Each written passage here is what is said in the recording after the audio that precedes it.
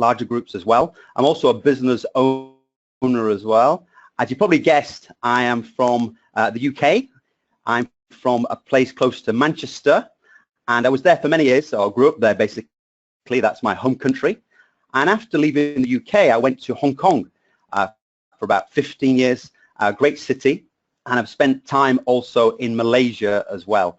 So it's a great privilege to be able to effectively have 3 homes, sort of traveling between the UK and Hong Kong, as well as Malaysia, and also doing corporate training and speaking and teaching as well. And I'm also a business owner, and I guess many of you are also business owners as well. Okay, these are the companies I have worked with. They are household names, large companies. It's a great privilege to actually work with these companies. And you might ask, well, these are large companies. How do you access these? How do you get to talk with them? Do you get nervous when you're in front of a group? Then the answer is yes, because it's quite normal to be nervous, and also to learn from other people, and to also try to improve yourself. And that's what I've done for a number of years, is to actually learn from other people who you can aspire to be. I'm also a member of the John Maxwell team. It's a great privilege to be part of his team. John Maxwell, as many of you may know, is a leadership guru, and he is a entrepreneur as well. He helps small businesses, and it's a great privilege to be part of his worldwide team. Now, when we talk about leaders and we talk about speakers, we tend to think of people like Winston Churchill or Steve Jobs or Jack Ma. And even though they're very different, the one thing they have in common is the fact they have influence. And as a speaker, as a trainer, that is actually what you're aspiring to get. You really want to get influence, because the idea is to try and communicate a message, to talk to people in your audience, whether it's a small group or a large group. You try to communicate the message that's in your head to them. And these 3 people are clearly able to do that. It's not really about getting in front of people, trying to look good. It's actually really about influencing people and adding value and doing it and sort of influencing the world for the better. So you may, as a business owner, or maybe you work for a company, it's normal that you would probably work in a corporate organization. You have corporate meetings. It could be a sales meeting, or you could be reviewing ideas, or you could be talking to your colleagues. So you'd have that sort of audience where you want to sort of speak to them. Or it could be you're a salesperson. You want to speak to a group of people, a sales pitch. Again, that'll be a form of public speaking. And in that case, the way that you speak may be a little bit different, because you may well not know that person or those people. And you have the old wedding speech, of course. We have when you're invited to be a best man. I've been a best man for twice, actually. And it is a different experience from all the others.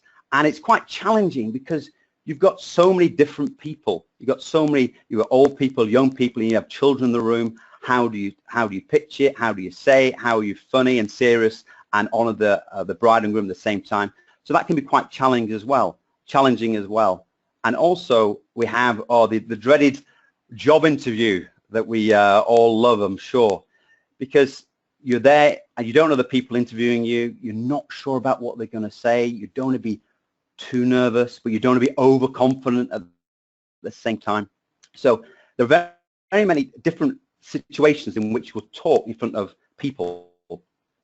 Now, when I speak to people about talking in front of an audience, they're normally quite fearful. And one of the last things they want to do is get up in front of a group of people and to speak.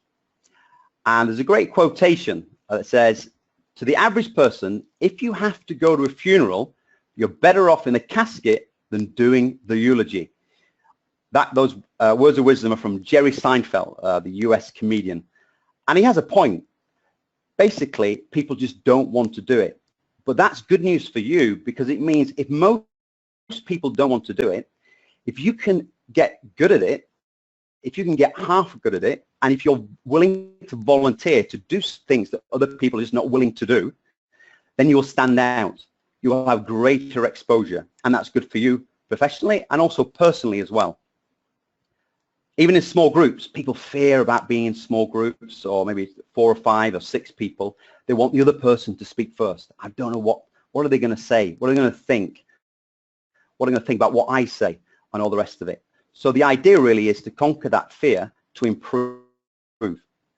Now, it's interesting. When we talk about public speaking, the fear of public speaking, actually, it's not really the fear of public speaking.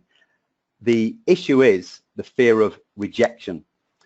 We have a fear of being rejected by other people in the room, whether you know them or not. A fear of being rejected as a person, and my message being rejected.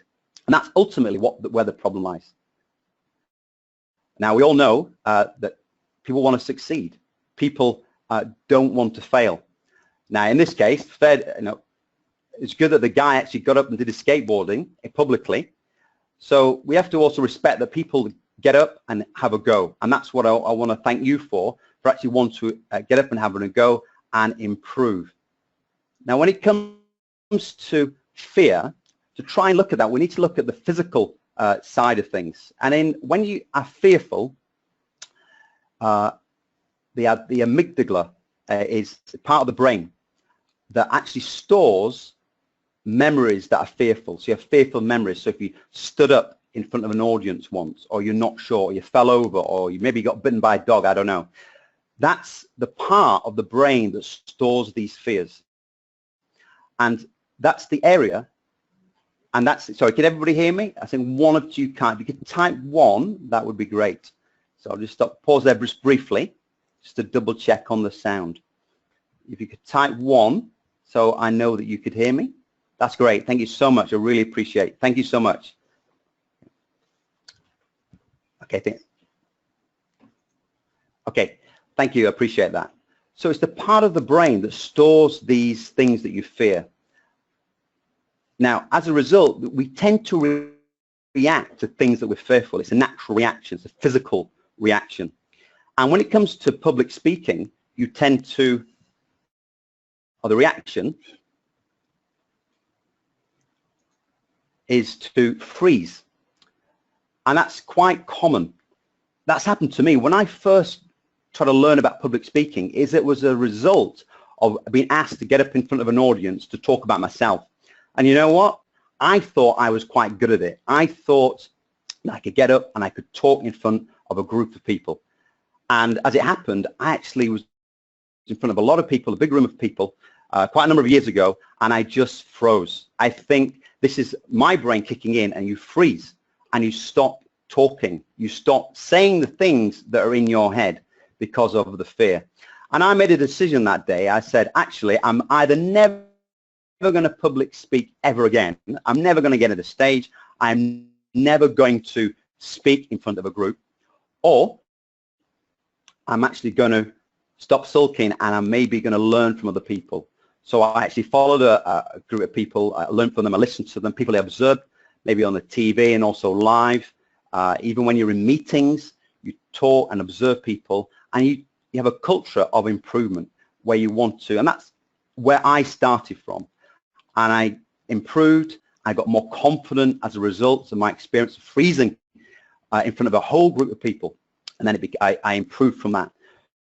So if you freeze in front of people, please don't worry about it. It can be overcome.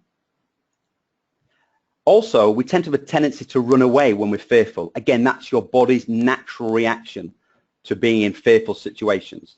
Now, of course, you're probably not going to literally run away from inside in front of an audience, but in practice now, you still would, because you wouldn't volunteer. You wouldn't volunteer. So that's a form of not giving away, of running away. If your boss asks for volunteers, if your boss says, hey, who wants to actually talk? How many times have you been in a room when somebody says, hey, who wants to go first? Nobody looks at the person. You look down from that person away to the floor. And that's a form of running away because you're fearful. But actually, how many times has it been that the first person that actually volunteers is the first person you actually admire for doing that? And we also have fight. You fight as well. And of course, in practice, because we're civilized, we don't actually fight now. But that's me. We don't actually fight, but this is the body's reaction. So in practice, it would be freeze, and then you may run away. And I had my experience of freezing. I want to learn from other people. I wanted to get good at it. I want to get better. Now, rejection is what we fear the most, because we're social beings. We're supposed to be with family. We're supposed to be with friends. We're supposed to be with colleagues that like us, that accept us. So what we actually want, and what we crave as human beings, this is looking at a deeper level now, is we want acceptance. So when you walk into that room, or when you're asked to go to the front, that's really what we all want, and what I want, it's completely normal. So you're not different, you're not strange, you're not odd if you fear rejection. Actually, you are completely normal, and you're not alone. Now, the good news is all these things can be learnt. You can improve. Nobody stops learning, or they can if they want to, but everyone can learn to get a little bit better. And there's no greater example of learning how to public speak than King George VI. And he was a British monarch, the king. And the interesting thing about him is he was born into that role as the British king. He had no choice. Now, clearly he's in the public eye. Even in those days, of course, it was the time of the British Empire, and he tended to broadcast on radio, and he had a stammer. Now, this guy was born into this privilege, but he probably didn't think it was much of a privilege, because he had to then speak, and he hated speaking because he had this stammer. But the thing is, he was able to be coached out of it, to improve, and to then learn how to speak publicly. Probably one of the biggest public speakers of all time, of course, being a British monarch, head of the empire at the time. Now, that's made famous from the King's Speech, which is made famous by the film by Colin Firth, and the book as well. It's a great film. If you haven't seen it, please do watch it.